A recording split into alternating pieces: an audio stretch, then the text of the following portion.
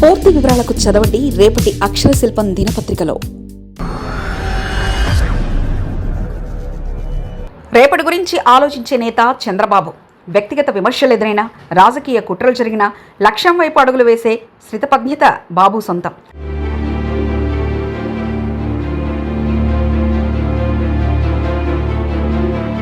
డెబ్బై 6 వయసులోనూ రోజుకు 18 గంటల పాటు శ్రమ. తెలుగు రాజకీయం అంటేనే ఒక చురుకైన మేధస్సు, నిరంతర శ్రమ, వెనకాడని పోరాట పటిమ గుర్తుకొస్తాయి. ఇవన్నీ ఒక్కచోట చేరితే నారా చంద్రబాబు నాయుడు. కేవలం ఒక రాజకీయ నాయకుడిగా మాత్రమే కాకుండా ఒక దార్శనికుడిగా తెలుగు రాష్ట్రాల ముఖ చిత్రాన్ని మార్చిన ఘనత ఆయనది. చంద్రబాబు ఎప్పుడూ రేపటి గురించి ఆలోచించే నాయకుడు. 1990వ దశకంలోనే ఐటీ రంగ ప్రాముఖ్యతను గుర్తించి హైదరాబాద్ను గ్లోబల్ మ్యాప్లో నిలబెట్టడం ఆయన విజన్కు నిదర్శనం. నేడు లక్షలాది మంది తెలుగు యువత ప్రపంచవ్యాప్తంగా సాఫ్ట్వేర్ రంగంలో రాణిస్తున్నారంటే ఆనాడు ఆయన వేసిన పునాదులే కారణం. విజన్ 2020 నుంచి నేటి విజన్ 2047 వరకు ఆయన ఆలోచనలన్నీ భావితరాల ఉపాధి, రాష్ట్ర సంక్షేమం చుట్టూనే తిరుగుతున్నాయి. అమరావతిని ఒక ప్రపంచ స్థాయి రాజధానిగా నిర్మించాలన్న ఆయన సంకల్పం కేవలం ఇటుకల నిర్మాణమే కాదు, అది 5 కోట్ల ప్రజల ఆత్మగౌరవ ప్రతీక. చంద్రబాబు వ్యక్తిత్వంలో అతిపెద్ద గుణం ఓర్పు, పట్టుదల.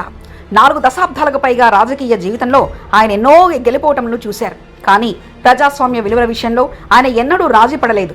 వ్యవస్థలను బలోపేతం చేయడం ద్వారా సామాన్యుడికి సేవలను దగ్గర చేశారు. రాజకీయాల్లో హుందాతనాన్ని కాపాడుకోవడంలో ఆయన ఎప్పుడూ ముందుంటారు. సంక్షోభ సమయంలోనూ సమస్ఫూర్తిగా వ్యవహరించి ప్రజల్లో ధైర్యం నింపడం ఆయనకే చెల్లింది. చంద్రబాబు నాయుడిని చూస్తే అందరూ ఆశ్చర్యపోయే విషయం ఆయన పనితీరు. 76 వయసులో కూడా ఆయన రోజుకు 18 గంటల పాటు శ్రమిస్తారు. దీని వెనుక ఆయన కఠినమైన క్రమశిక్షణ, ఆరోగ్య సూత్రాలు ఉన్నాయి. ఆయన తీసుకునే ఆహారం చాలా మితంగా, సమతుల్యంగా ఉంటుంది. నూనె వస్తువులకు, తీపి పదార్థాలకు ఆయన చాలా దూరంగా ఉంటారు. ఎన్ని పనులున్నా, ఎంతటి రాజకీయ ఒత్తిడి ఉన్నా ఉదయాన్నే యోగా, ట్రెడ్మిల్పై వ్యాయామం చేయడం ఆయన దినచర్యలో భాగం. నిరంతరం కొత్త విషయాలను నేర్చుకోవాలనే తపన ఆయనను మానసికంగా ఎప్పుడూ ఉత్సాహంగా ఉంచుతుంది. ఆయన ఆరోగ్యం పట్ల తీసుకునే శ్రద్ధ నేటి యువతకు ఒక పెద్ద సందేశం. ఆంధ్రప్రదేశ్ అభివృద్ధికి ఆయన పడ్డ తపన, నిరంతర ప్రజాసేవ ఆయనను కోట్లాది మంది గుండెల్లో నింపాయి. ఇక 1996, 2004 చంద్రబాబుకు, 2026 చంద్రబాబుకు ఎంతో తేడా ఉంది. ఆ రోజుల్లో ప్రధానులను మార్చి నియమిస్తూ మధ్యలో ప్రధాని పదవికి తనకు అవకాశం వచ్చినప్పుడు కూడా 14 సంవత్సరాల వయసులో ఉన్న లోకేష్ వద్దనడాన్ని వదిలేసిన బాబు ఇప్పుడెక్కడ? తర్వాత కాలంలో హరికిషన్ సుజిత్, ఏబీ బర్ధన్, డి రాజా, ఇంకా చిన్నా చితక ఢిల్లీలో ఉండే నాయకుల్ని ఏమార్చి 1998లో బీజేపీ పెద్దల దగ్గరికి పోయి స్పీకర్గా బాలయోగిని చేసి తలుపు ఊరగా వేసి గడప బయట నుంచే మద్దతిస్తానంటూ సమస్య వచ్చినప్పుడల్లా చక్రం తిప్పిన చంద్రబాబు ఇప్పుడేరి? తనపై అలిపిరిలో దాడి జరిగితే ప్రజల్లో సానుభూతి వచ్చిందని సికింద్రాబాద్ వైస్రాయ్ హోటల్లో బస చేసిన వాజ్పేయి చేత కూడా జాతీయ ఎన్నికలను 8 నెలల ముందు జరిపించేసిన చంద్రబాబు ఇప్పుడు మచ్చుకు కూడా ఎందుకు కనిపించలేదు? కేంద్ర ప్రభుత్వం తన ఎంపీల దాక్షిణ్యంతోనే మనుగడ సాగిస్తుందని తెలిసి కూడా మోదీ, షాలు ఎప్పుడు రమ్మంటే అప్పుడు కేవలం ఒక జత్తపట్టలతో ఢిల్లీ పోయి వాళ్ళు ఎక్కడ సంతకం పెట్టమంటే అక్కడ సంతకం పెట్టేసి వస్తున్న చంద్రబాబు ఎక్కడ? రాజకీయాల్లో విజయం అనేది కేవలం అవకాశాల మీద ఆధారపడి ఉండదు, ఈ అవకాశాన్ని సృష్టించుకునే సాహసం మీద ఆధారపడి ఉంటుంది. 1970, 1980 మధ్య కాలంలో భారతీయ రాజకీయాల్లో అత్యంత క్లిష్టమైనది, అస్థిరమైనది. అలాంటి ఎమర్జెన్సీ పరిస్థితిలో ఒక యువ విద్యార్థి నాయకుడిగా ఉండి ఎమ్మెల్యేగా గెలిచి ఆ వెంటనే మంత్రి స్థాయికి ఎదగడం అంటే అది మామూలు విషయం కాదు. అది ఒక రాజకీయ అద్భుతం. దానికి గుండె నిండా ధైర్యం కావాలి. 1975లో విధించిన ఎమర్జెన్సీ దేశవ్యాప్తంగా కాంగ్రెస్ పార్టీ పట్ల వ్యతిరేకతను పెంచింది. 1977లో జరిగిన ఎన్నికల్లో ఇందిరాగాంధీ సొంత నియోజకవర్గంలో ఓటమి పాలవడం, కేంద్రంలో జనతా పార్టీ ప్రభుత్వం రావడం ఇవన్నీ దేశ రాజకీయాలను పూర్తిగా మార్చేశాయి. ఎంతోమంది సీనియర్ నాయకులు కాంగ్రెస్ పార్టీని వీడి వెళ్ళిపోవడానికి సిద్ధమైన ఆ తరుణంలో ఆ పార్టీలో ఉండడమే ఒక పెద్ద సాహసం అని చెప్పాలి. కానీ చంద్రబాబు నాయుడు ఆ క్లిష్ట సమయంలోనే తన నాయకత్వ పటిమను నిరూపించుకున్నారు. 1978 నాటికి కాంగ్రెస్ పార్టీ పట్ల ప్రజల్లో వ్యతిరేకత ఇంకా చల్లారలేదు. అటువంటి క్లిష్ట సమయంలో ఆంధ్రప్రదేశ్లో కాంగ్రెస్ పార్టీ తన ఉనికిని కాపాడుకోవడానికి యువ నాయకత్వం కోసం వెతుకుతుంది. అదే సమయంలో చంద్రగిరి నియోజకవర్గం నుంచి టికెట్ సాధించడం చంద్రబాబుకు పెద్ద పరీక్ష. ఆయన కేవలం పార్టీ టికెట్ మీద ఆధారపడలేదు. యువజన కాంగ్రెస్ నాయకుడిగా తనకంటూ ఒక బలమైన స్థానిక బంధాన్ని ఏర్పరచుకున్నారు. పార్టీకి కష్టకాలం వచ్చినప్పుడు అండగా నిలిచిన యువ నాయకుడిగా ఆయనకు మంచి గుర్తింపు లభించింది. 1978లో ఆయన గెలుపు ఆయన వ్యక్తిగత బలమే తప్ప గాలిలో వచ్చిన విజయం కానే కాదు. కేంద్రంలో ఇందిరాగాంధీ మళ్లీ పుంజుకుంటున్న తరుణంలో రాష్ట్ర రాజకీయాల్లో చంద్రబాబు చురుకైన పాత్ర పోషించారు. పార్టీ పట్ల ఆయన చూపిస్తున్న విధేయత, కష్టకాలంలో నిలబడిన ధైర్యం ఆయనను అగ్రనాయకత్వానికి దగ్గర చేశాయి. 1978లో ఎమ్మెల్యేగా గెలిచిన 2 ఏళ్లకే 1980లో ఆయన ఏపీ ప్రభుత్వంలో మంత్రిగా బాధ్యతలు చేపట్టారు. కుటుంబ రాజకీయం నేపథ్యం లేకున్నా యూనివర్సిటీ విద్యార్థిగా ఎమ్మెల్యే అవ్వడం, మంత్రి అవ్వడం ఊహకు కూడా అందని విషయం. చంద్రబాబు నాయుడు ప్రయాణం నేటి యువతకు ఒక గొప్ప పాఠం. పార్టీ కష్టాల్లో ఉన్నప్పుడు పారిపోకుండా పార్టీని నమ్ముకొని నిలబడడం, ఎమ్మెల్యే స్థాయికి చేరడం అనేది ఒక ప్రాథమిక మెట్టయితే, మంత్రిగా ఎదగడం ఆయన పనితీరుకు నిదర్శనం.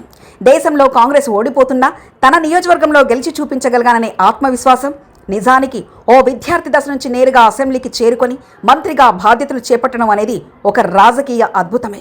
కష్టకాలంలో కూడా అవకాశాలను వెతుక్కొని నిలకడగా నిలబడే వారికే రాజకీయాల్లో స్థిరమైన భవిష్యత్తు ఉంటుందని చంద్రబాబు ప్రస్థానం మనకు స్పష్టం చేస్తుంది. రాష్ట్రంలో కాంగ్రెస్ ముద్రడెక్కలు ఎన్టీఆర్, టీడీపీ ఎమ్మెల్యేని ముప్పుతిప్పలు పెడుతున్నారు. అప్పుడు పిల్లల్ని ఎత్తుకుపోయే గద్దల బారి నుండి రక్షించుకునే కోడిలాగా పొరుపుకున్నారు. ఎన్టీఆర్కు అండగా మొత్తం తానే ముందుకు నడిపించారు. ఆయనకు తోడుగా వెంకయ్య, వామపక్షాలున్నాయి. తిరిగి ఎన్టీఆర్ ముఖ్యమంత్రి కావడానికి శ్రమించారు. ఆ తర్వాత పార్టీలో పనిచేస్తూ పార్టీ నిర్మాణం గ్రామస్థాయి నుంచి పటిష్టపరిచారు. చంద్రబాబు ముఖ్యమంత్రి అయ్యారు. అప్పటికి వారు సమర్థులైన యువనాయకుడు. మంత్రిగా పనిచేశారు. ప్రజల్లో కూడా మంచి గుర్తింపు వచ్చింది కొద్దిగా. అయితే ప్రజాకర్షణ, అనర్ఘల వాగ్దాటి లేదు.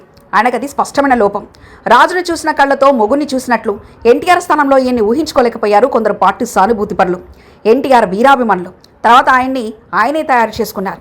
అతనిలోని లోపాలు, క్రమశిక్షణ, పనితీరుతో అధిగమించడానికి ప్రయత్నం చేశారు. రాజకీయం కొత్త మలుపు తీసుకుంది. ఎన్నికలు, అధికారం లక్ష్యంగా ఉండే రాజకీయాలు అభివృద్ధి, సంస్కరణల వైపు మారాయి. అభివృద్ధిలో భాగంగా కొత్త మార్గాలు అన్వేషించారు. సంస్కరణలకు దార్శనికత తోడైంది. పనిచేసే ముఖ్యమంత్రిగా పేరు తెచ్చుకున్నారు. అదే ఆయన్ని తిరిగి ముఖ్యమంత్రిని చేసింది. దేశ విదేశాల పెట్టుబడులు, పాలనాపరమైన విధానాలు కొత్త పుంతలు తొక్కాయి. ఆయన చేసిన అభివృద్ధి, సంస్కరణ ఫలాలు ప్రజలకు పంచే లోపల అధికారం కోల్పోయారు. ఆయన మస్తిష్కం నుంచి వచ్చిన ఆలోచనలు దేశం ఆచరించింది. రాష్ట్రం ఆర్థికంగా నిలదొక్కుంది. ఆనాటి నుంచి ఆయన ఎదుర్కొన్న అవమానాలు, విమర్శలు దేశంలోని ఏ రాజకీయ నాయకుడు ఎదుర్కొని ఉండరు. సుదీర్ఘకాలం అధికారంలో లేకపోయినా పార్టీని కాపాడుకున్నారు. రాజకీయాలు ఎలా ఉన్నా చంద్రబాబు చరిత్ర మాత్రం ఒక పాఠమనే చెప్పాలి. ఒక నాయకుడు ఇన్నాళ్ళు జనం మధ్యలో ఉన్నా మొగసాటు కలగకపోవడం, అది కూడా సినిమా హీరో చరిష్మా లేని తొలి నాయకుడు చంద్రబాబే. దక్షిణాదిలో నిరంతరం పార్టీలు అధికారాన్ని కోల్పోతుంటాయి. దాన్ని మళ్లీ సినిమా చరిష్మతో నిలబెట్టుకున్న రాష్ట్రాలున్నాయి. అలా కాకుండా ఒక సినిమాయేతర వ్యక్తి ఇన్నేళ్లు పార్టీని బ్రతికించడం చరిత్రే. చంద్రబాబు పాలన, ప్రాంత ప్రీతి వంటి అంశాలపై ఫిర్యాదులున్నా రాజకీయ నాయకుడిగా చంద్రబాబు శైలి భిన్నమైంది. కాకపోతే గత చంద్రబాబు ఇప్పుడు కనిపించడం లేదు. భాష సినిమాలో రజనీకాంత్ తిరిగి బాంబే భాష అయినట్లుగా చంద్రబాబు 1998, 2004 చంద్రబాబు కావాలని కోరుకుందాం. మరిన్ని కథనాల కోసం సబ్స్క్రైబ్ చేసుకోండి మీ అక్షర శిల్పం.